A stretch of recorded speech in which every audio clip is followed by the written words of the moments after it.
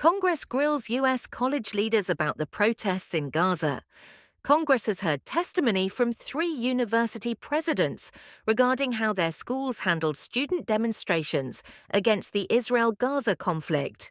The heads of the universities at Northwestern, UCLA, and Rutgers spoke before the House Committee on Labor and Education. During the protests, they provided updates on the disciplinary actions taken against those participating and defended portions of the agreements reached between students and schools. A new little camp was being built up on the UCLA campus at the same time as the hearing on Thursday, which was the most recent in a series of appearances by university administrators.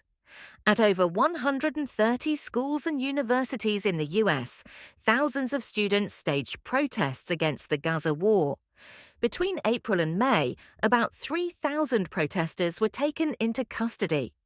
On Thursday, the committee questioned the leaders of the universities on the accommodations made to persuade students to scale back or stop their protests. Members of the committee also wanted information on how antisemitism was dealt with in their organizations.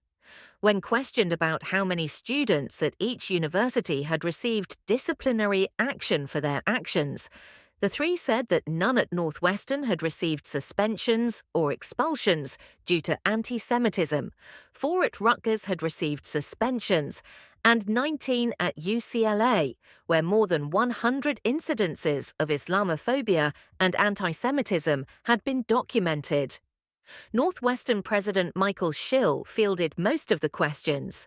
Mr. Schill came under fire from several Republican committee members for negotiating with demonstrators in exchange for them dismantling the camp. Rutgers came to a light conclusion. Democrats on the committee praised Mr. Schill for his non-violent resolution of the situation, noting that no one was arrested and that the police were not contacted while the camp was being cleared out. Republican Elise Stefanik had one of the more divisive remarks of the 3-hour meeting. Ms. Stefanik asked Mr. Schill how long the investigation into the alleged anti-Semitic incidents on Northwestern's campus would last after providing numerous examples. Mr. Schill retorted, "We at Northwestern believe in due process." The focus was on UCLA Chancellor Gene Block, who witnessed significant demonstrations at his university and a camp invasion by anti-protesters. Last month, there was a lot of criticism directed at police and school officials for their tardiness in responding to violent incidents. UCLA announced on Wednesday that its police chief has been temporarily removed and reassigned, pending an examination of our security processes.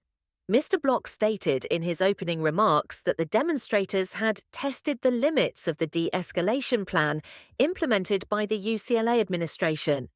According to him, his university works hard to avoid bringing in law enforcement to conduct arrests on campus unless it is absolutely necessary to protect the community's physical safety. Democratic Congresswoman Ilhan Omar charged that Mr. Block had failed to defend pro-Palestinian students by permitting counter-protesters to assault for several hours. A brand new little camp was being constructed on Thursday outside UCLA's Kirchhoff Hall, according to pictures and videos.